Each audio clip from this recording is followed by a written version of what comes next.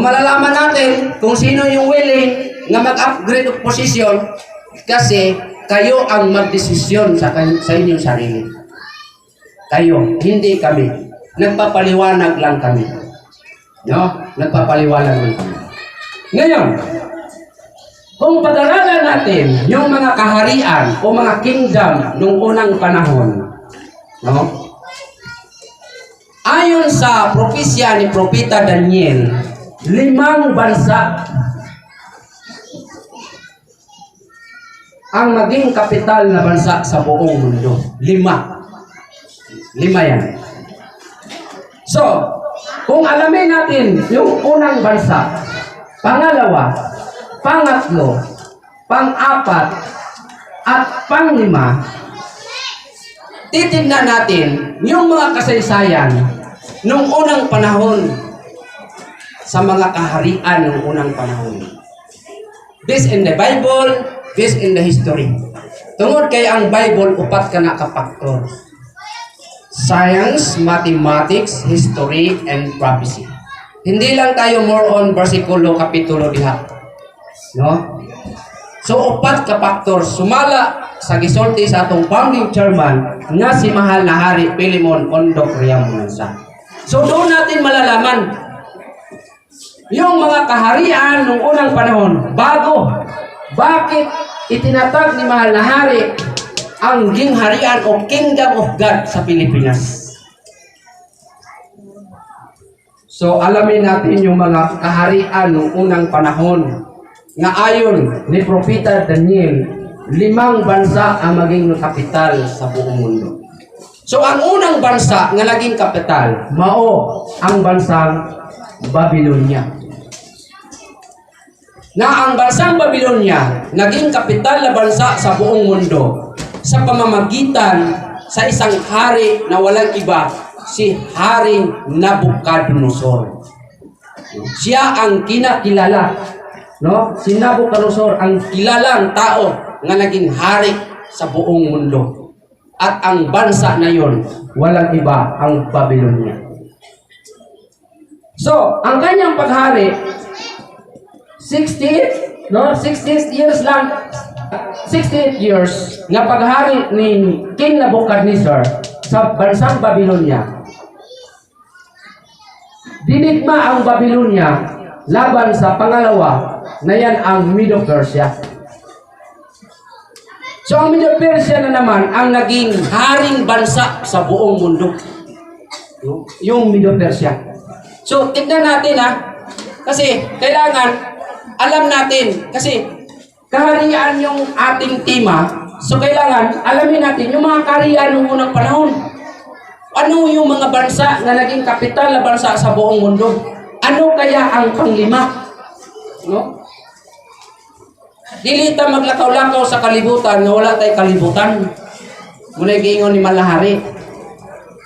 Dili ta maglakaw-lakaw sa kalibutan nga wala tay kalibutan. Dili ta mahimong usa ka baboy nga gipadako, gipatambo nga wala intawon kabalo ng baboy nga siya ihawon ra pag-abot sa birthday, kasal, bunyag, pista. So kailangan malalaman natin, yun ang sabi ni Mahal na Hari, alam natin kung saan na tayo ngayon. Saan ba tayo ngayon? Saan tayo ngayon? Nandito sa templo ni Mahal na Hari. So, ang Medo-Persia naging kapital na bansa sa buong mundo sa pamamagitan ni Dario o ni Cyrus the Great.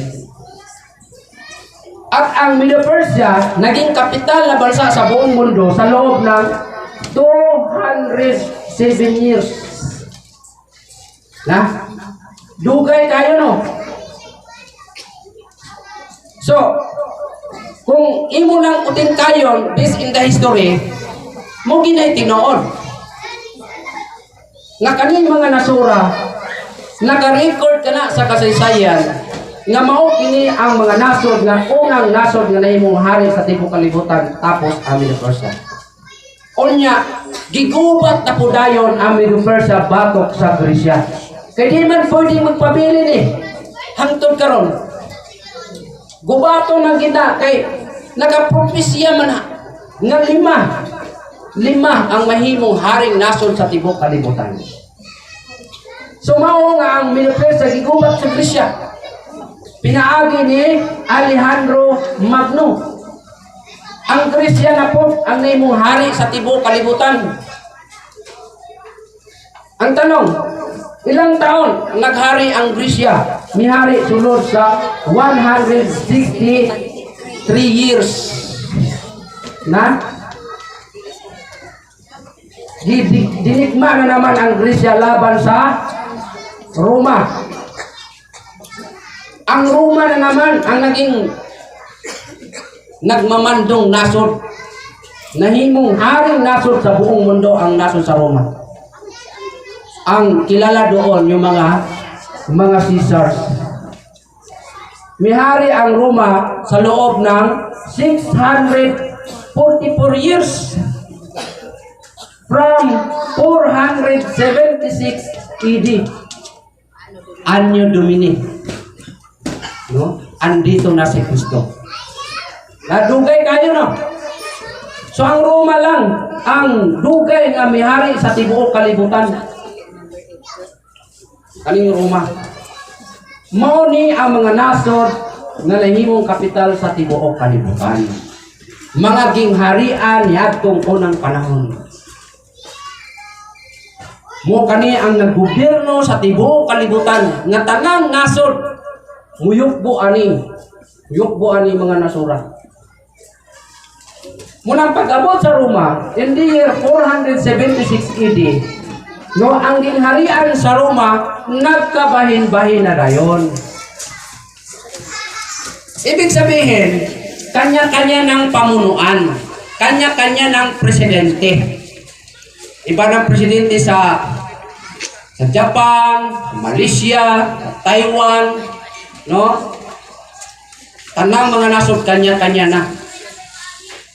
Ibig sabihin, nagkabahin-bahin na ang gingharian. Mula dito, nga nagkabahin-bahin na ang gingharian, nangako ang Diyos. Ayon sa Daniel 2:44, no? Nang sabi doon, at sa mga kaarawan ng mga haring yaon, ang Diyos sa langit magtatayo ng isang kaharian na hindi magigiba kailanman. O ang kapangyarihan man yaoy, iniwan sa ibang bayan, kundi pagputol-putulin at lilipulin niya ang mga kaharian ito, yung mga bansang ito, yung mga kaharian na naglitaw ngayon, ang dami, mga organisasyon, mga grupo, mga bansa, yan ang sabi ng Diyos, lilipulin niya, no? At ito'y lalagi magpakailanman. Kaning gingharian sa Diyos, mo'y magapabilin. Sa ito pa, mo'y ilhon dayon sa tibuok kalibutan. Munang tanang Diyos, magtukod sa gingharian. Muna nga, yung sinabi niya sa Daniel 2:44, nga ang Diyos magtayo, yan ang dahilan nga ipinadala ng Diyos Ama ang kanyang kaisa-isang anak, no? Dito sa lupa na walang iba si Jesus. Ito yung tao na ikasaysinta tao na gisudlan sa Espiritu sa Ginoo. Ikasaysinta ni siya mula kay Adan lagi magpakailanman. So kanila'y magapabilin, ikasaysinta kalawas isudlan sa Espiritu sa Ginoo. Mula kay Adan, Sit, Enos, Kainan, Malhaliil, Harit, Enok, Matusalam, Lamix, Noe. Na? Mula kay Noe, Sem, Arpaksad, Sala, Eber, Philip, Rio, Siro, Nakor, Tari, Abraham. 20 kakaliwatan. Pulo sa kamot o pulo dito sa tiil. Muna gingon sa Ginoo, nalalangin natin ang tao kagaya ng aking wangis. Kaya sinabi niyang, lalangin natin. Ang iba naman, mali yung pagkaintindi. yung sinabi ng Diyos na lalangin natin ang tao, mayroon pang kasamang ibang tao daw ang Diyos nung araw. Kasi sabi, lalangin natin. Pag sinabi natin, may kasama siya. So, in advance ng Diyos na yung 10 daliri niya at yung 10 daliri sa paa magiging kaliwatan ng mga tao na siyang papasukan ng kanyang espiritu. No?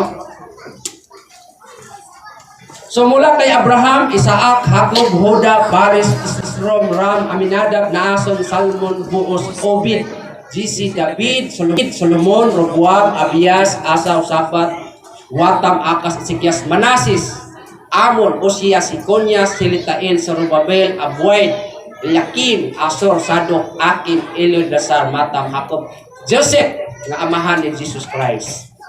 So, ika-60 kalawas si Jesus Christ nga gisudlan sa Espiritu sa Ginoo. Mao nga sa 1:30 ang sulti ni Jesus Christ, ako ug ang amahan usaran. Wala sa gayon na ako ug ang amahan duhami. No? Munay logic sa Ginoo. Usara. Munang ika-60 kalawas si Jesus Christ. Mao nga gipadala sa Ginoo kaning tawhana aron pinaagi sa iyang lawas nga katong amahan nga nangako nga magtukod sa gingharian dinhi sa kalibutan, matuman pinaagi sa iyang lawas nga mao si Jesus. Mao nga kana si Jesus, unsa may gibuhat ni Jesus? Nagsangyaw, nangangaral siya ng mabuting balita tungkol sa kaharian ng Diyos. Saan? Sa Israel, no? Sa Jerusalem. Doon si Jesus nangangaral sa Jerusalem, sa Israel. Lahat ng kabaranggayan doon. No, pinangaral niya yung mabuting balita tungkol sa kaharian ng Diyos. Marami tayong mga verse dyan. Mabutan tayo ng hating gabi hanggang umaga kung babasahin natin. So walang ibang pinangaral si Jesus Christ tungkol lang sa kaharian ng Diyos, Kingdom of God. So pinapangaral niya doon sa Jerusalem, sa Israel, ng kaharian ng Diyos, siyang gobyerno ng Diyos na dapat dito sa Jerusalem, sa Israel ito itatayo. Kaya, 5 times si Jesus Christ nangangaral. Pero anong ginawa ng mga Hudyo?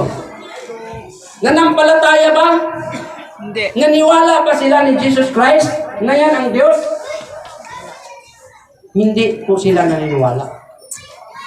Bagamat tinakwil nila si Jesus. Ikaw ba yung hari namin? Wala ka nga sariling bahay? No? Anak ka nga ni Using Panday? So, ni-underestimate nila si Jesus Christ. Siya pinangaral niya mabuting balita tungkol sa kaharian ng Diyos na siyang gobyerno ng Diyos doon sa Jerusalem, sa Israel. Bakit? Dahil yan ang pinakatarget sana ng ating Panginoong Diyos nga ang Israel, bansang Israel, ay magiging panglima na bansa na maging kapital na bansa sa buong mundo. Yun ang pinakatarget sana ng Diyos Ama sa pamamagitan ni Jesus Christ. Kaya, para na ang Israel maging kapital na bansa sana, sa pamamagitan ng pinangaral ni Jesus Christ, nagpakita ng kapangyarihan. Anong ginawa niya para lubusan na mainiwala yung mga Hudyo? Nagpapakita siya ng kababalaghan, kapangyarihan. Biro mo, nanggamot siya. Yung bulag na hakita, yung bakol na kalakaw, yung patay, gibuhay niya. Lumakad pa siya sa ibabaw ng tubig, hindi sa lumubog. Kapangyarihan ng Diyos Ama yun na nasa kanyang katawan. Pinakita sa mga Hudyo doon nga maniniwala sana sila doon sa isang anak na pinadala dito sa lupa na yan ang magiging hari. Maging hari siya. Doon sana ang kaganapan na siya magiging King of all kings. Hari sa mga hari at ang bansang Israel, panglimang bansa sana kasunod sa Roma. Dahil hindi may niwala ang mga Hudyo dito sa Jerusalem sa Israel. Anong ginawa ni Jesus Christ? Ayon dyan sa Matthew 21:42-43. Anong sabi niya? Dahil sa mga taong ayaw maniwala doon sa Jerusalem sa Israel, na ito sana ang panglima. Ang tanong, ang Israel naging kapital ba na bansa sa buong mundo? Hindi. Hindi. Si Jesus Christ, naging hari ba siya doon sa Israel? Hindi. Wala. Hindi kinikilala ng mga Hudyo. Pinatay, pinako pa sa krus. Pero bago nangyari yon, ang sabi niya, ayon sa Matthew 21:42-43, ang sabi niya, hindi ba ninyo nabasa ang mga kasultan ito? Nang ang batong itinakwil ninyo ay naging bato sa panulok. Ito'y mula sa Panginoon at ito'y kagilagilalas sa harap ng ating mga mata. No? Kagilagilalas. Bakit? Dahil nagpakita siya ng kapangyarihan eh. Kaya anong sabi ni Jesus Christ? Kaya nga sasabihin ko sa inyo, yung mga Hudyo doon sa Jerusalem sa Israel. Kaya nga sasabihin ko sa inyo, aalisin ko sa inyo ang kaharian ng Diyos, yung gobyerno. Aalisin ko sa inyo doon sa Jerusalem sa Israel at ibibigay ko sa isang bansa na nagkakabunga. Ang tanong, nandoon pa ba yung kaharian ng Diyos sa Jerusalem sa Israel na yung gobyerno? Wala. Wala. Nandito na sa bansa na walang pangalan. Kaya hindi ang Israel ang nagiging panglimang bansa na naging kapital sa buong mundo. Kinuha ang kaharian ng siyang gobyerno ng Diyos sa Jerusalem sa Israel at ibinigay sa isang bansa na nagkakabunga. Ibig sabihin, magiging Kristiyanos nga nasod. No? Maging Christian country ang bansa na yan. Magkakabunga sa mga Kristo paniniwala. Yan. Kaya, walang pangalan. Kaya sa Bible bansa lang eh. Kasi kung sinabi ba niya na ibigay ko sa bansang Japan, ay hindi na siya magsasabi diyan sa Matthew 6:33. Na anong sabi doon sa Matthew 6:33? Datapot hanapin muna ninyo ang kanyang kaharian. Yan ang una. Pangalawa, yung katuwiran. Katuwiran, righteousness. Pangatlo, lahat ng bagay ay idaragdag sa inyo. No? Lahat ng bagay. Tanang butang. Yung pangatlo na yan, yan ang kayamanan. Anong klaseng kayamanan? Yan ang deuterium. Dos, magsugod ang presidente nga dinilana. Ito lang ninyo, kung kanos aman ihatag ang lana na may 5 ka presidente nga pumabot. Ang katapusan ng presidente niya sa 2052. May katanta katuig, 2052. Pagkauman, wala nang presidente ang Pilipinas. Hindi na presidente ang tawag. Sa gobyerno, sa hari na ang tawag niya na, hindi na presidente. Kaya nahuman naman ang 20 ka presidente.